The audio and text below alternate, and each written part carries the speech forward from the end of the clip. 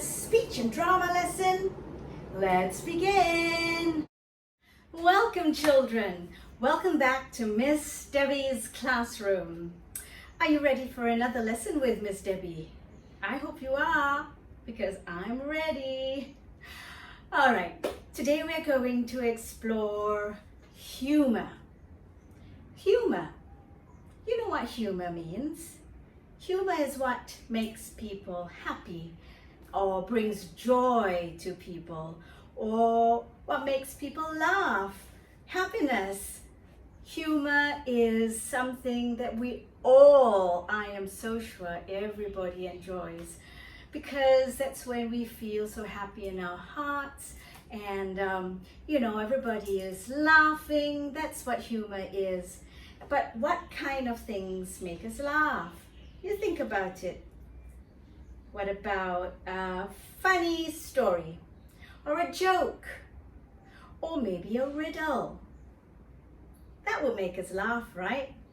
Or even if you watch a movie and the movie has a very nice happy ending at the end, that's something that brings happiness and joy to everyone.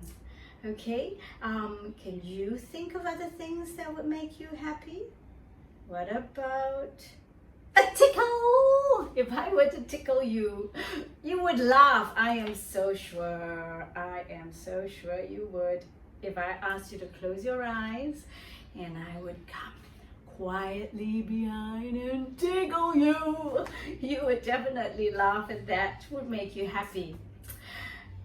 Can you think of anything else that will make you happy or make you laugh? What about clowns? Clowns, they make people laugh. They do silly things. Sometimes some of us also like to do silly things. Being silly would make people laugh too. And we should try and do that. If you see anybody sad at home, do something silly and make them laugh. Bring some happiness and humor into the home, okay? You try. Let's all begin with a hearty laugh. Laugh!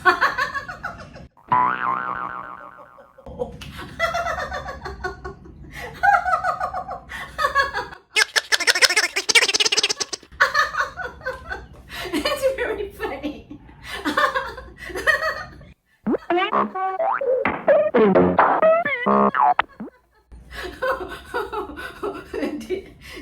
Did you laugh? Just laugh, just try laughing. Now, we're going to start with warm-ups. Come on, we're going to warm up our bodies, and I'm going to play a very special warm-up song. Are you ready?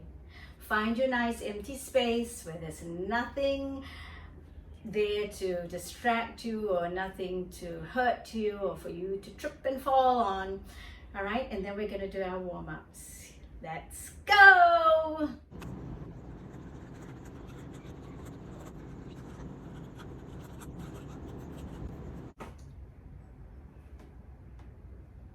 Here we go! Are you ready to do the hokey pokey with me?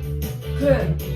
Put your right hand in, put your right arm out, you put your right arm in and shake it all about. Do the hokey pokey and turn around.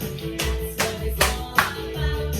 You put your left arm in, you put your left arm out, you put your left arm in and shake it all about. Oh, shake it. Do the hokey pokey and turn around. That's what it's all about. Here we go.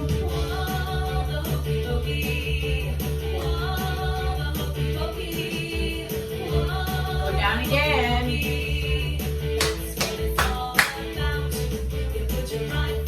Right foot in. And shake it. Turn around. That's what it's all about. You put your left foot in, you put your left foot out, you put your left foot in and shake it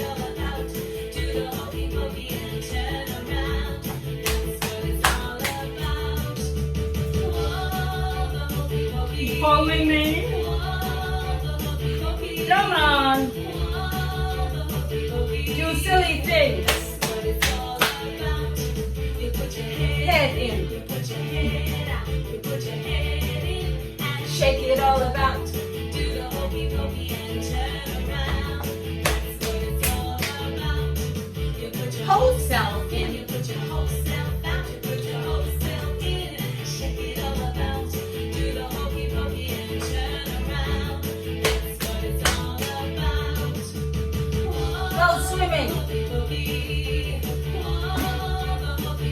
Backstroke.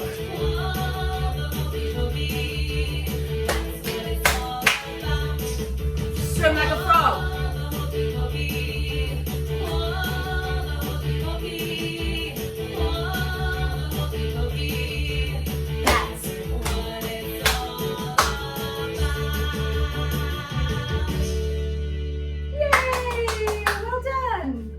Here's the next warm-up, okay? I'm going to point to different parts of the body and call out the parts of the body, and I want you to do the same. Whatever part of body I call out to, you point to that part, okay? I think I better stand up. Here? Okay. Touch your head, your shoulders, touch your nose, your eyes, your ears, your nose, your mouth, your cheeks, your chin, neck, shoulders, fingers, elbow. Okay, that's good. I'm gonna call out much faster. You ready? Make sure you point to the right body part. Here we go. Head, eyes, ears, nose, neck, shoulders, cheeks, eyes. Are these your eyes? Oh, are you pointing to these? Which are your eyes? Oh, I can see you. I'm going to try and trick you, so watch me and listen carefully and point to the right body parts. Ears, cheek, nose, chin, eyes, head, ears, elbows, neck, cheek. Are these your cheeks? Ah, did I catch you there? Let's go on again. Nose. Are these your noses? Oh, you've got two noses. Okay, fingers, elbows, shoulders, neck. This is your neck. Oh no, your neck is here. Eyes. Are these your eyes? Oh no, eyes are here. Head, eyes, ears, nose, mouth. Mouth? What's gonna be your mouth, can it? That's your chin. Elbows, shoulders, stomach, shoulders, neck, eyes, ears, toes, toes? Oh my gosh. Let's try one more time. Nose. Oh, is your nose? No, your nose is here. Nose. Cheek, chin, neck, shoulders, head, eyes, nose, toes. I'm also getting mixed up, but that was fun. Okay, you can do that at home and have fun with anybody at home. Try and trick them. That's also part of humor. Okay, all right, great. All right, it's our imagination exercise. You know what imagination means, right? Imagination is using our mind to imagine, to pretend. It's not real, but we can imagine it is real. Sometimes we imagine that, the item is really in our hands. That's part of imagination. Or we can also imagine that if I were to show you this, it's a chopstick, one chopstick. We can use our imagination and imagine what we could turn this chopstick into. It's only one chopstick and not a pair of chopsticks. And what can this be? Or what else can it be? If we do not use it as a chopstick to eat our food with, what else can we imagine this to be? Come on, shout it out. Let me see. I can imagine it's a pen or a pencil. I can imagine this to be my lipstick. This could also be a thermometer. Maybe I will put it under my armpit. Oh, thank goodness, no fever. What else can this be? It can also be a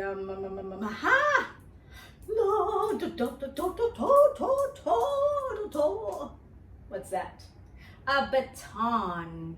In an orchestra, the conductor would conduct the musicians with a baton. Or I could imagine this is a, I would need two really.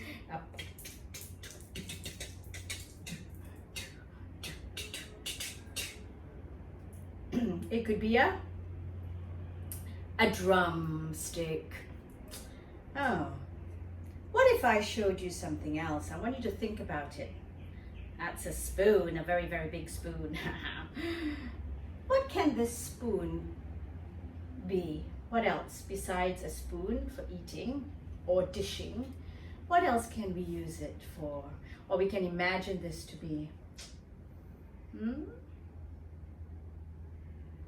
Are you calling out what it could be? I hope you're thinking. You can share it with whoever's at home, what it can be, or you go get yourself a spoon too. And then you try and imagine. This spoon could be, ladies and gentlemen, welcome. A microphone.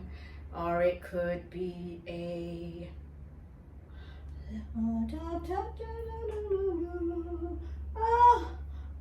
comb or a brush. What else could this be? Aha! Sorry, excuse me. Just give me one moment, please. Hello? Yeah, can I speak to my mummy, please? A telephone. It could also be what else can it be? Oh, I know. Oh, I'm going to sail out in my boat and I need to use my oar. This is the oar to paddle the boat out. All right, so you can imagine this to be anything and everything, so keep imagining. What about if I showed you a handkerchief like this, okay, a bandana, a piece of cloth like this? If you have something like this at home, go get it, and then we can imagine that this could be, what do you think it can be? It can be a cape. Da da da! A superhero's cape.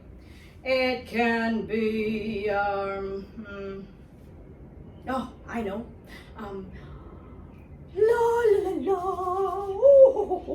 Oh, turn off the tap and where is that? Oh, here it is. A bath towel. Oh yeah. What else can it be? I could also turn it into a...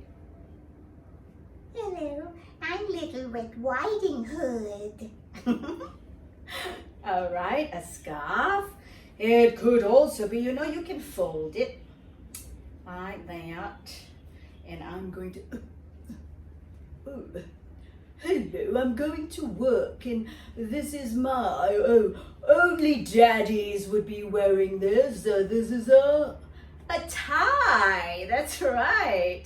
Or maybe I could... what if I had... Aha! Excuse me, ahoy there! What are you doing over there? I am Captain Jolly. An eye patch. Wow, we can imagine all these things to be as many, many, many things as possible. It could also be a tissue or a handkerchief, as it is. Or I could Imagine this to be my, so soft and comfortable. A pillow! Or a napkin. I'm going to eat my food now. You keep imagining. What do you think a handkerchief like this could be? What else? You do it at home and you get mommy and daddy to do it with you and ask them to use their imagination and what they think it could be. And if you have brothers and sisters, you could do that with them as well. Okay? And you can take anything. It doesn't have to be a handkerchief like this or a spoon or a chopstick. It can be anything at home that you can just hold in your hand and just use your imagination and imagine it to be anything else. Okay? So you have fun with that activity. All right, children, let's do something different. We're going to explore some vocabulary understanding. Okay? We're going to try and define what some of these phrases mean. I'm going to say a phrase and then we're going to try and explain what that means. Now, of course, I can't hear you from where I am, but I really hope that you will try and express yourself at home. And for mommy or daddy or somebody who is at home to listen to you. And then I will share what that phrase really means. I wish I was with you so I can hear your responses because I've always enjoyed that. Always enjoyed listening to what your thoughts are and what your understanding is about things that we share and things that we talk about and discuss. Yeah, but it's okay. We can do this. I'm going to say some phrases and you are going to try and express it where you are, and then I will tell you what it means. All right? Okay, here's the first phrase. I'm going to read it from my file. Aha! Listen to this. A fork in the road. A fork in the road. What does that mean? A fork in the road. Does it really mean that there is a fork in the road? No. I'm sure some of you are calling out what you think it is. And I am sure some of you may be getting it right. A fork in the road means if you're walking on a road, the road splits into two different directions. It's a single road that splits into two different directions, one going left and one going right. And so that is called a fork in the road. If you were standing right there where the road splits into two different directions, you would say, "Oh dear, there's a fork in the road. Which way should I go?" Okay? Good. Are you ready for the next phrase? I have a frog in my throat. I have a frog in my throat. What do you think that means? I have a frog in my throat. Ribbit, ribbit. Does it really mean that I have a frog in my throat? Ribbit, ribbit. Oh, no. Doesn't mean that. A frog in my throat. Are you trying to answer the question? Well, a frog in my throat means that I have a very coarse or rough voice, probably from a very bad sore throat. I'm having a sore throat, and when I speak, my voice sounds very coarse and rough and gruff. I've got a frog in my throat. That's when you would use that phrase. I've got a frog in my throat. When you're having very bad sore throat and it hurts and your voice changes, you know? Have you had that before? A frog in your throat? All right, let's go on to the next phrase. Oh, oops, I shouldn't be giving off some clues there. I'm sorry. The next phrase is, you drive me up the wall. You drive me up the wall. What does that mean? You drive me up the wall. Is it really I'm in a car and I'm driving up the wall? No, no, no, no, no. We can't do that. Come on. Can you think what it means and say it out loud to everybody at home? You drive me up the wall. Sometimes when, let's say, I give an example, it's very noisy and you are just, maybe the crowd is just too loud, and so I go, oh, can you all please be quiet? Oh, it's too noisy, I can't think, I'm getting a headache, you're just too loud. Oh, you are driving me up the wall. Oh, please stop the noise. You drive me up the wall means, oh, I am just so frustrated and angry or irritated that, you know, you won't stop all the noise that's going on, just nobody is listening and everybody is still screaming and making a lot of noise. And so that whole event is driving me up the wall, making me go crazy or upset or angry. All right? And that's what you drive me up the wall means. The next one. Oh, I'm going to take 40 winks. I'm going to take 40 winks. Do you know what is a wink? That's a wink. So I'm going to take 40 winks. What does that mean? I'm going to take 40 winks. 1, 2, 3, 4, 5. No, no, no, no, no. You try and think. You try and answer. What does that mean? Okay, I'll give you a clue. Oh, I'm so tired. I think I'm just going to take 40 winks. Yes. Taking 40 winks means just taking a short nap. A short nap. So 40 winks means a short nap. So I'm so tired. I'm just going to take 40 winks, that's all. And then I'll be refreshed. Yeah? Okay. Let's see. Oh my goodness. It is raining cats and dogs. It's raining cats and dogs. Does it really mean that there are cats and dogs falling from the sky? It's raining cats and dogs. What does that mean? You trying to guess? Yes, it means it's raining very heavily. It's raining cats and dogs outside. Oh my goodness, quick, close all the windows, shut the door. It's raining cats and dogs. It's raining very heavily outside. And there you go. That's our vocabulary fun. You've just learned some new phrases that you can use. Can you remember what they are? If you can't, just rewind the lesson and listen to it again. It's raining cats and dogs. What does that mean?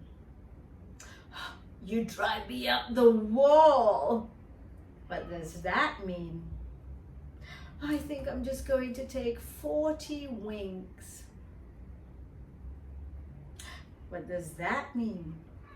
Oh no, there's a fork in the road. What does that mean? And I've got a frog in my throat. Can you remember what that means? Good. And try and use it.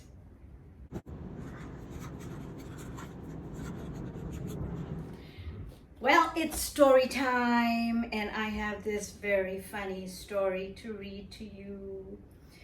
I think it's funny, and because we are learning about humor, I want to share with you a funny story.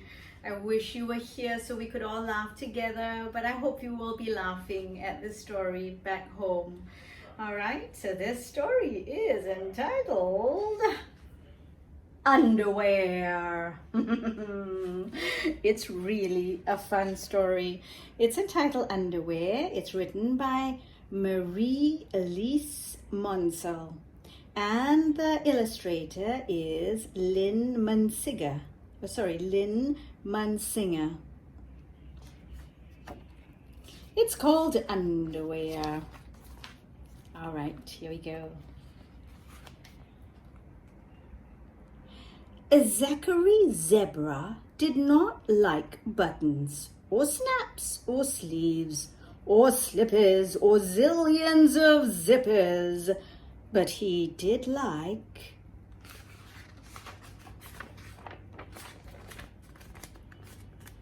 underwear. Look at him wearing his underwear. He liked all kinds of underwear in all colors and prints and styles. His best friend Orpho, the orangutan, loved underwear too. Every year, Orpho took a barge from Borneo to see Zachary. Together they went to the world's greatest grassland underwear fair.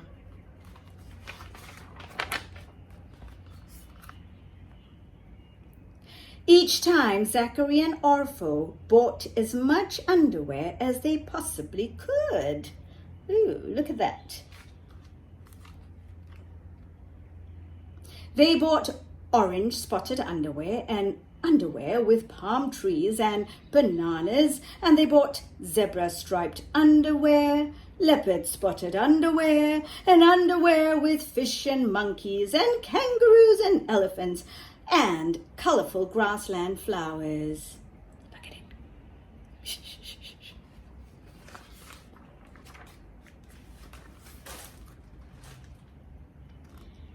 Zachary wore underwear with underwear on it. Look.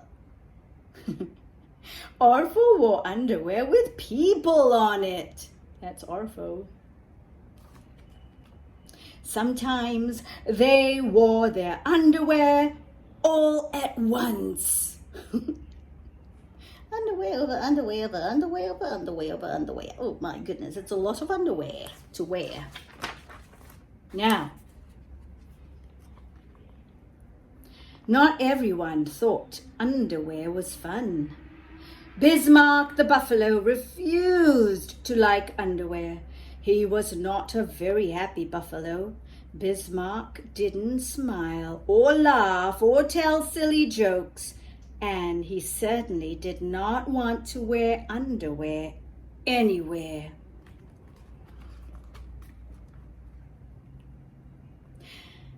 "Buffaloes don't wear underwear," bellowed Bismarck.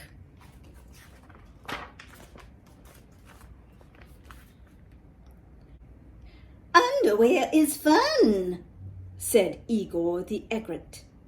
He strutted on Bismarck's back, happily popping bugs into his beak. "Fun, huh?" boomed Bismarck. "Buffalo don't need to have fun." "Everyone needs to have fun," said Igor. "Oh, Is underwear better than mud holes?" asked Bismarck. "Oh, well, not quite," said Igor. "Can you run faster in underwear?" asked Bismarck. "Oh, hardly," said Igor. "Can you eat underwear?" asked Bismarck. "I never have," said Igor.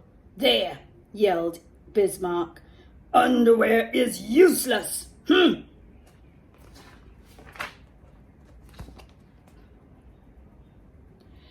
Meanwhile, Orpho and Zachary were having a great time, a great deal of fun wearing all of their underwear everywhere they possibly could. On their heads, on their legs, on their hands, oh my goodness, on their tails, just everywhere.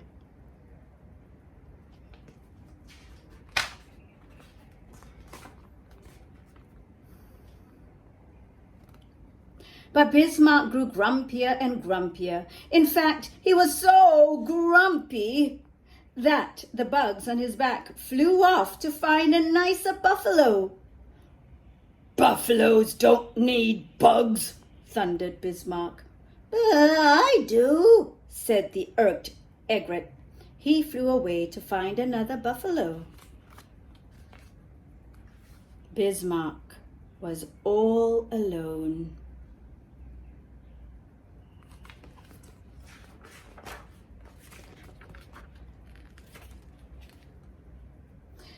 The grassland animals felt a little sorry for the gloomy buffalo.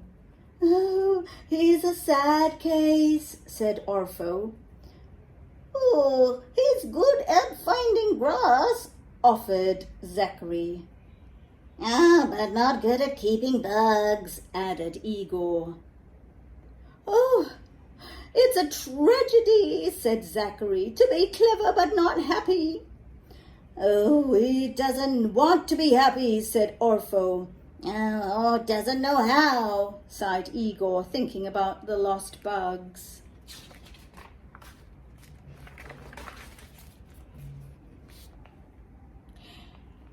"Buffaloes don't need to be happy," snorted Bismarck, who had wandered over to graze. Said Zachary. Suddenly, he had an idea. "Maybe you're right. I'll bet you can't laugh even if you say the word underwear 10 times. "Buffalo don't laugh," said Bismarck. "There is a danger, of course," said Orpho. "You might not be able to stop laughing." "Nonsense," said Bismarck. "You might be silly and tell jokes," warned Igor. "I'll say it and I won't laugh," barked Bismarck. "I won't be silly, and I won't tell jokes, and I won't have fun. I won't.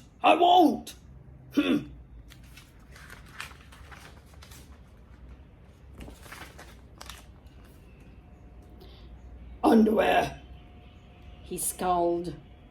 "I'm not laughing yet. Underwear.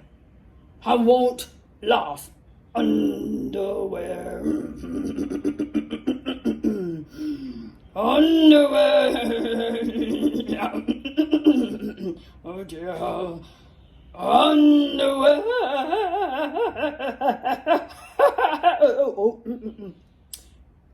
Oh, that feels good. Underwear. Underwear. He giggled and he snorted. Underwear.